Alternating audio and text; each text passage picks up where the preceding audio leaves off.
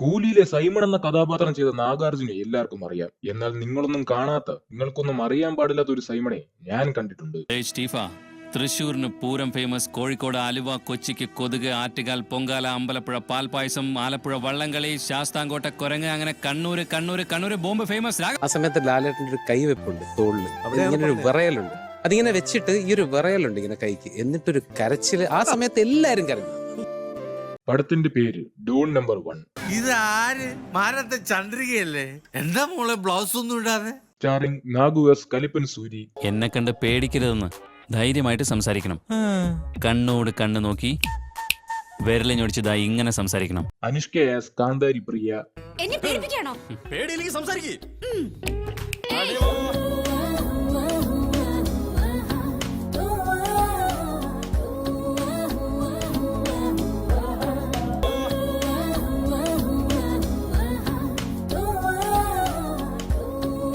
കാഞ്ചന star S, Raghava. എടാ സൂരി, എടാ IG, എടാന്ന് വിളിച്ചപ്പോ കോപം വരുന്നുണ്ടാ? മര്യാദയായിട്ട് വിളിക്കണമെങ്കിൽ സൂരി എന്ന് വിളിക്ക്, ബഹുമാനിച്ച് വിളിക്കണമെങ്കിൽ വിളിക്ക്. അപ്പൊ സിനിമയിലേക്ക് വരാം. സൂരിബായ് അഥവാ നാഗുബായ് കേരളത്തിലെ വലിയൊരു ഡോണാണ്. നാട്ടുകാർക്ക് എന്ത് പ്രശ്നമുണ്ടെങ്കിലും അവർ എല്ലാവരും ഓടി സൂരിബായുടെ അടുത്തേക്ക് വരും. സിനിമയുടെ തുടക്കത്തിൽ ഒരു അമ്മാവൻ സൂര്യയോട് സഹായം ചോദിച്ചു വരികയാണ്. തന്റെ മകളെ കോളേജിലെ ചില നോട്ടി ബോയ്സ് നിർബന്ധിച്ച് ഡ്രഗ്സ് കൊടുത്ത് അവളെ നശിപ്പിക്കുകയാണെന്നായിരുന്നു ആ പരാതി. ഇത് കേട്ട സൂരിബായുടെ ചോര തിളച്ചു മറിയും. ഓൺ ദ സ്പോട്ടിൽ സൂര്യ റെസ്റ്റ് എടുക്കാൻ പോയിട്ട് അനിയനായ രാഘവനെ കോളേജിലേക്ക് അയക്കും. അങ്ങനെ രാഘവൻ കോളേജിലെത്തും. ഇവനെന്തോന്ന് ഒളിച്ചുകളി കളിക്കണം. കോളേജിലെത്തിയ രാഘവൻ കാണുന്നത്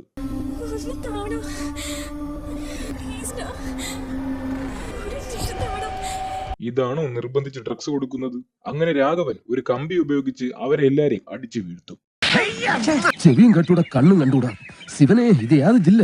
ശേഷം ഒരു പഞ്ച് ഡയലോഗ്. നല്ലവർക്ക് സൂരി, അല്ലാത്തവർക്ക് പാറി. ഇനിയാണ് നായകനായ സൂരിബായുടെ എൻട്രി. ഈ സീനിലെ കഥാപാത്രങ്ങളും ഇൻട്രിയും വേറെ ഏതെങ്കിലും മലയാള സിനിമയായിട്ട് നിങ്ങൾക്ക് സാമ്യം തോന്നിയാൽ അത് തികച്ചും യാദൃച്ഛികം മാത്രം.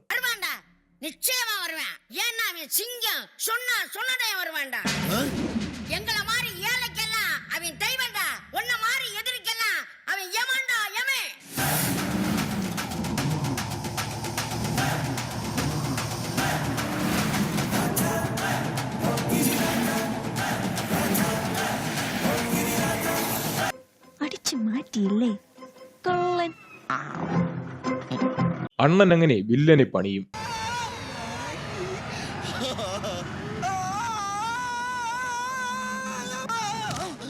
എന്നിട്ട് മലയാളികളെ സുഖിപ്പിക്കാനായിട്ട് ഒരു തൊലിഞ്ഞ ഡയലോഗും.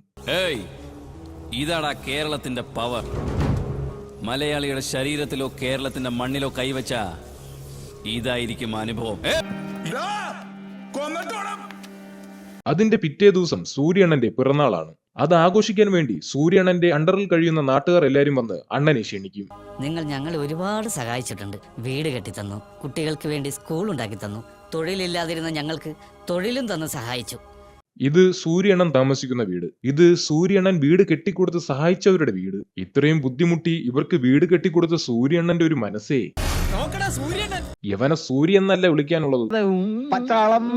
ശേഷം അണ്ണനൊരു ബർത്ത്ഡേ പാട്ട്.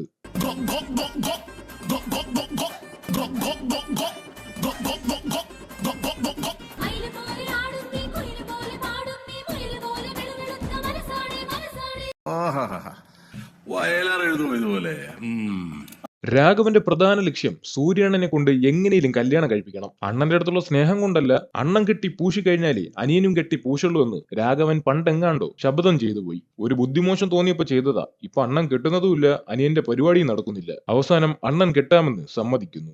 പക്ഷെ കലിപ്പൻ സൂര്യക്ക് 2 ഡിമാൻഡ്സ് ഉണ്ട്. ഒന്നാമതായി, ആ കുട്ടിക്ക് ഹെൽപ്പിംഗ് നേച്ചർ ഉണ്ടാവണം. എന്നെ കണ്ട് പേടിക്കരുതെന്ന്, ധൈര്യമായിട്ട് സംസാരിക്കണം. കണ്ണോട് കണ്ണ് നോക്കി വിരലിഞ്ഞൊടിച്ചതാ ഇങ്ങനെ സംസാരിക്കണം. അതെ ഗൈസ്, കലിപ്പൻ സൂര്യക്ക് വേണ്ടത് ഒരു കാന്താരിയെയാണ്. എങ്ങനെയാണെന്നറിയില്ല, സൂര്യണ്ണൻ പറഞ്ഞതിന്റെ പിറ്റേ ദിവസം തന്നെ അണ്ണൻ അങ്ങനെ ഒരു പെൺകുട്ടിയെ കണ്ടുമുട്ടുന്നു.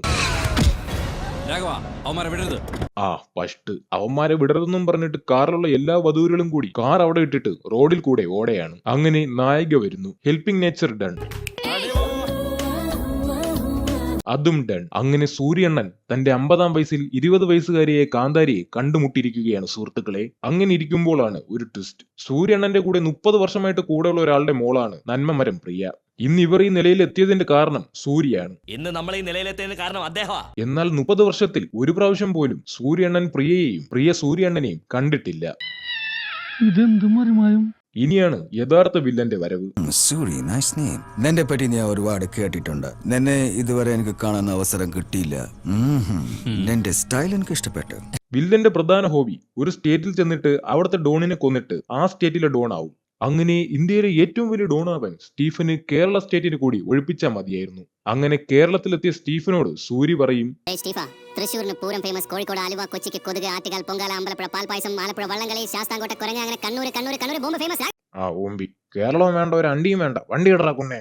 ഇവർ തമ്മിൽ അതിനുശേഷം ഒരു ദിവസം സംസാരിക്കുമ്പോൾ സൂര്യബായി പറയും, സ്റ്റീഫൻ, നിന്റെ ഇരുവശത്തും 2 ഗേൾ ഫ്രണ്ട്സ് ഉണ്ട്. അതും കൂടാതെ നീ 3 പേരെ മെയിൻറ്റെയിൻ ചെയ്തുകൊണ്ടിരിക്കുന്നു. അവരുടെ പേര് സോണിയ, റീന ആൻഡ് പ്രീതി. അത് മാത്രമല്ല, ആ ഗോവക്കാരന്റെ വൈഫുമായി നിനക്ക് അവിഹിത ബന്ധമുണ്ട്. സ്റ്റീഫൻ, ഇനി എന്തെങ്കിലും അറിയണോ? ഇവനാരടാ എന്നെ കുറിച്ച് പോലീസിന് പോലും അറിയാത്ത ഇൻഫർമേഷൻ ഇവൻ പറയണ? ഓ, നിന്റെ കള്ളവടികളെ പറ്റി അന്വേഷണം നടക്കലല്ലേ പോലീസിന്റെ പണി. ഒന്ന് പോടാ കളവാ. പണ്ടത്തെ പോലെ മുണ്ടും ജുബായും അല്ല ഇപ്പോഴത്തെ മലയാളി.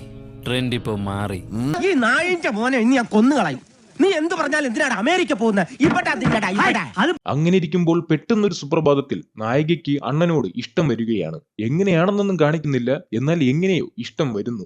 അണ്ണന് പെണ്ണ് സെറ്റായ ഓൺ ദ സ്പോട്ടിൽ അനിയനും പെണ്ണ് സെറ്റാവുന്നു. ശേഷം വില്ലനായ സ്റ്റീഫൻ സൂര്യയെ കൊല്ലാൻ 2 ഷാർപ്പ് ഷൂട്ടേഴ്സിനെ അറേഞ്ച് ചെയ്യും. പക്ഷെ പാവങ്ങൾക്ക് ഒരു വെടി പോലും വെക്കാൻ പറ്റാതെ അവർ ചാവുന്നു. അവരെ കൊന്നതിന് ശേഷം അവരുടെ ഡെഡ് ബോഡിയായിട്ട് സൂര്യ സ്റ്റീഫന്റെ അടുത്തേക്ക് ചെല്ലും. നിന്നെ കൊല്ലാൻ ടോപ്പ് ക്ലാസ് ഷൂട്ടേഴ്സിനെ പറഞ്ഞു വിട്ടു. നീ അവരെ കൊന്ന് എന്റെ അടുത്ത് എത്തിച്ചു. സൂപ്പറാടാ നീ. എന്ത് ധൈര്യടാ നിനക്ക്? മനുഷ്യനായി കഴിഞ്ഞ ഞാനൊക്കെ ഇത്രയും പ്രായമുള്ള ഒരാളല്ലേ, വിളിക്കുമ്പോഴത്തേക്ക് അതിനൊക്കെ ഒരു മാന്യത വേണോടാ. സ്റ്റീഫനെ സൂര്യ ഊക്കിവിട്ട വിഷമത്തിൽ സ്റ്റീഫൻ ആറ്റുകാൽ പൊങ്കാലയും കൂടി അമ്പലപ്പുഴ പാൽപായസം കുടിച്ച് കൊച്ചിയിലെ കുതുവിന്റെ കടിയും കൊണ്ട് കണ്ണൂരിൽ വന്ന് ബോംബിട്ടിട്ട് അങ്ങ് പോവും. അങ്ങനെ രാഘവൻ ബോംബ് വെച്ച് ഒരുത്തനെ അതിവിദഗ്ധമായിട്ട് കണ്ടുപിടിച്ചു. അവനെ ചേസ് ചെയ്ത് പൊയ്ക്കൊണ്ടിരിക്കുമ്പോഴാണ്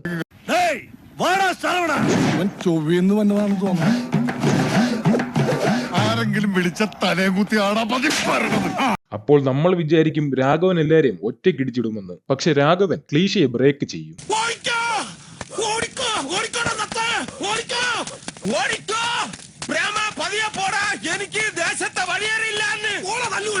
അങ്ങനെ വീണ്ടും ട്വിസ്റ്റ്. സൂര്യബായിയുടെ ഇരട്ട സഹോദരങ്ങളായിട്ട് ഓടി വരും. എന്റെ അണ്ണൻ ഓടിയെത്തുന്ന സൗണ്ട് നീ കേൾക്കുന്നില്ലേ? സൂര്യണ്ണ!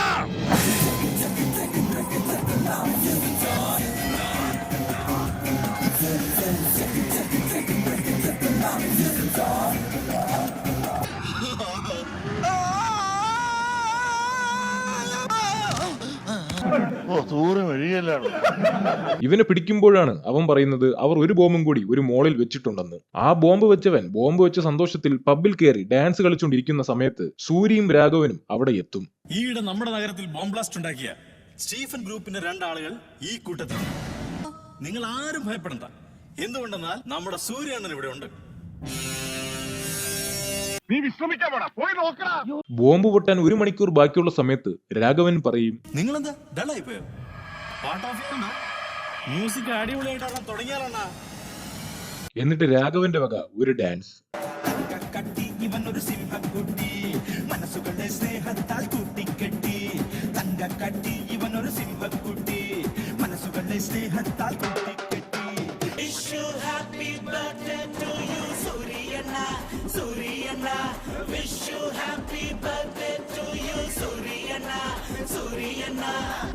താൻ എല്ലാവരും കഴിവേറിയാണ്. എന്നെ ഒമ്പിക്കുന്ന കാര്യം പറയാൻ മതി. ഇവനെയൊക്കെ ഏത് മരുന്ന് രാജാവാക്കി? ഈ അപരാധം കണ്ടു നിൽക്കാൻ വയ്യാതെ ബോംബ് വെച്ചവർ സ്വയം വന്ന് കീഴടങ്ങി ബോംബ് ഡിഫ്യൂസ് ചെയ്യും. അങ്ങനെ ബോംബ് പൊട്ടാത്ത സന്തോഷത്തിൽ സൂര്യ അമ്മാവന്റെയും മോളുടെയും വക ഒരു ഡീസന്റ് ഡാൻസ്.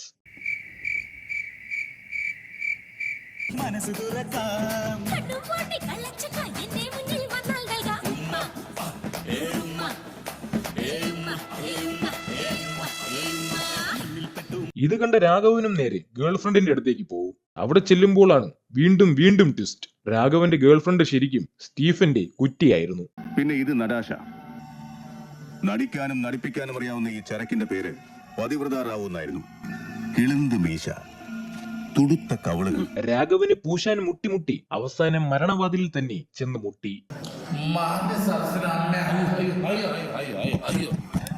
ഇതറിഞ്ഞ സൂരിബായി വില്ലനെ പണിയാൻ വരും. എന്നിട്ട് 2 ഡോണുകളും കൂടി തമ്മിൽ അടിക്കും. അങ്ങനെ സൂരിബായി വില്ലനെ അടിച്ചിടുന്നതോടെ പടം അവസാനിക്കുന്നു. അനിയൻ മരിച്ച ദുഃഖത്തിൽ ഏട്ടത്തിയുടെയും ചേട്ടന്റെയും വക വീണ്ടും ഒരു ഡാൻസ്.